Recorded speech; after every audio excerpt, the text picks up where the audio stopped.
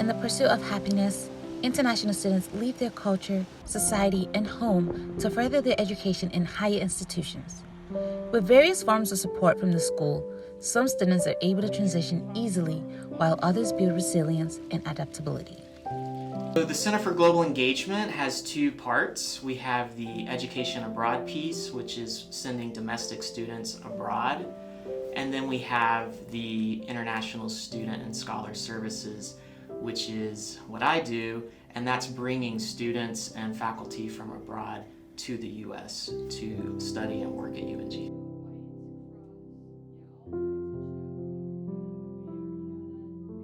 So I'll be attending a conference in December in Miami to meet agents to sign contracts. And those agents work for UNG in their home countries to bring students from those countries to UNG. Upon your admission to an educational institute, obtaining a student visa, and the immigration processing at the embassy, it could take several months or years before they arrive in the U.S. Coming into a country that you basically don't know, you may say you don't know anybody, or you just have limited, you have relatively few contacts or people you can talk to about your needs. We would have been here like 2 years earlier than we came, but like since the beginning I said a part of Ukraine that we did all the documents in Ukraine. We were about to leave, but the part became Russian, so I had to redo all the paperwork. When you want to come here, especially as a grad student, the grad application process can be stressful. So now, add to that stressful nature of the grad application process with stressful process of immigration. So basically, preparing for your visa interview, we have to get a visa to come here. It's like a special course you are taking, because if you don't prepare, you could be sure you're going to get a no back at the embassy. So basically, beyond all so you've prepared for grad school, you've applied, you've gotten admission, you've even gotten funding. Now you are not done with your journey as someone from Nigeria. You just need to go again, specially take a course, specially reach out to different people to assist you in preparing for your visa process, because they don't get to accept everyone's visa. You have the admission, you have the funding, but for some reason the person there just decides that I don't think you are going to school, and you have all your supporting documents. Well, yeah, I did get it at my first attempt, which is not very common. A lot of people don't get it at their first attempt because I was only thinking about how to get an admit. What happens after an admit, I never thought about that. As in like, oh, I get an admit, I go there, this is how I'm gonna do the whole day, this is how my whole day would look like, these are the things that I have to do when I'm there. I have never thought about that. Immigration can be a bit, can be challenging. But for my own case, I did because I was in Cape Town, South Africa for my master's, so I processed my F1 visa from Cape Town, and I felt that made it easier for me. Within the global student community, Nigerians hold the 7th position in representation studying in the United States. Many arrived with diverse expectations. However, what awaited them differed from what they anticipated. what was waiting for me? Culture shock, being away from those I'm familiar with, being in an unfamiliar environment with unfamiliar people with an unfamiliar language. I have always spoken English, but I got here and I started asking myself, were you really speaking English? Because I had this person that once told me, you need to go learn English. And I'm like, what am I speaking to you? English. One of the biggest challenges is understanding that the level of cultural barrier and cultural shock that they might experience. Because we might make an assumption if a student speaks English, okay, there's not a language barrier. But we know if they learn English somewhere other than the United States, there's still somewhat of a language barrier. I'm that type of person that I don't care which circle he's in. So I just quite nice, but like the language was hard for me because when I came here I didn't know anything.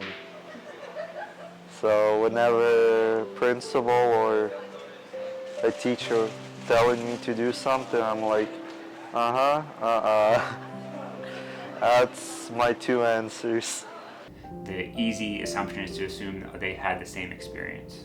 But because of their upbringing and where they've lived, they're going to have sort of different cultural experiences and different interactions with people.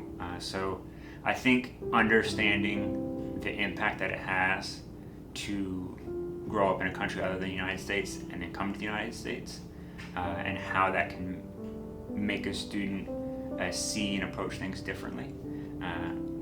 Developing that understanding is difficult because it's very easy in our brains just to categorize people into certain groups. The one that we see with the most issues is maintaining a full course load. So international students have to take at least 12 credit hours per semester or a full-time course load. And of those, 9 have to be in person, and they can take 3 credits online. So that always causes a few issues, especially mid-semester, where the students realize they might be failing a class or something and they want to drop. But if they drop the class and they only have the 12 hours, that's going to put them below full course load. And unfortunately, we would have to terminate their I-20 CVIS record, and they wouldn't be here legally anymore. My visa, the kind of visa I got is called a student visa, and it's given to you the expectation that you're going to school. If you decide you're not going to school anymore, the expectation is that you go back to your home country. If the school decides that you are not fit anymore to go to school, the expectation is that you go back to your home country. So to maintain my student visa status and my funding at my school, I have to maintain the 3.0 GPA. All my courses, I must get a B at minimum on it. And I also have to do well on my research to ensure that my funding keeps coming. The funding isn't always sure, but yeah, to ensure that my funding is there for when I apply for it. And the 1 year stretch I apply for, to ensure that they keep me on, I have to do my research really well. So basically, to remain here as a student, I have to do well with my studies. I can't decide. I don't have the option to take a gap year. A gap year will be taken in my own country, and I might not be allowed to come back because they'll be like, we gave you the visa that your mates are looking for. You got it. You came back for a gap year. I think you need to stay more at home. So yeah, I don't have the option of a gap year. I don't have the option of taking 1 month off. Basically, to take any month off, you have to apply for a leave of absence, and that's a long process. It has to be because of an emergency. You can't just decide that, oh, I'm tired. Oh no, they'll tell you to go to the counseling services. So yeah, the reality is, as an international student, you've traveled so many miles here, so you've got to do what it takes to ensure that you get the best out of what's easier. A common struggle they all face is transportation within the community. You have to have a car to live in this country. You have to have a car to make sure to go and get your groceries, because in India it is not like that. You just go out, you would get a vendor who's just standing there with a tela. We call it tela. I don't know what is the word in English. It was definitely one of those challenges, which is like, you cannot go to grocery stores. To come to school, you have to rely on bus systems. The buses are like an hour from now, which are scheduled. But in India, you have buses or autos or rishkas like in 1 minute, which is convenient. You don't have to pay that much like the way you have to pay Uber here. You want to navigate without a car, without, you don't know anywhere. So there are times that I've been on the bus trying to get to maybe school or to get to house or to get to one place that I had to be taken around Athens because I didn't stop where I didn't alight, As an international student, you're not coming with any car. Except you have money stashed up somewhere. You also cannot afford a car in your first few months of being here. And so it's sort of like a struggle, especially when you also have financial responsibilities back at home. You have people that were depending on you before you left your country, and they are still depending on you to a minimal extent. I've walked a lot since I came to Athens. I've done a lot of exercise. I call it exercise because that's what I used to tell myself. When I begin to walk too much, I tell myself it's an exercise, so go ahead. People I came with already have their car. But the fact that the system forces you to have to get a car is crazy. You know that you have 2 choices. 3. Sorry, I don't consider money choices. Take an Uber, squeeze in the bus, or miss your class. Most of us pick squeezing in the bus because you have a lot of other places to go. With over 1 million international students in the U.S., They bring benefits that include cultural diversity, advancements in the academic environment, and economic growth. International students contribute around $40 billion to the United States economy. Difficult, but with resilience and God's grace, I've been able to carry on. I mean, it's difficult, raising kids. You have to attend to your family as well as your academics at the same time. So it's a little bit challenging, but with proper time management, it can be done. With employment, international students are limited to part-time employment only, and it has to be on campus, which means they can only work 20 hours per week. It's not very easy financially. It's not very easy coping with academics and at the same time coping with family. I'm trying to make sure that family is fine. And you are also doing well in academics. We do have our International Student Scholarship, and UNG is one of the few schools in the state of Georgia that actually has a scholarship specific for international students. As you probably know, international students do not qualify for financial aid. They don't get any kind of support from the US government. They don't qualify for student loans, anything like that. So this scholarship is really important for them if they want to study in the US. You are maintaining the required GPA, as per the grad school, as per the department you are in or the program that you are studying, and your manager is happy with the progress that you're making, I guess your funding still continues. If not, they'll provide you with a semester notice when you have to find for alternative funding. I hope that this never happens to me because it's tough. Yeah, it's tough. The major way we make money here is working as a research assistant or a teaching assistant. So basically, you either assist professors with their research or assist them with their teaching responsibilities.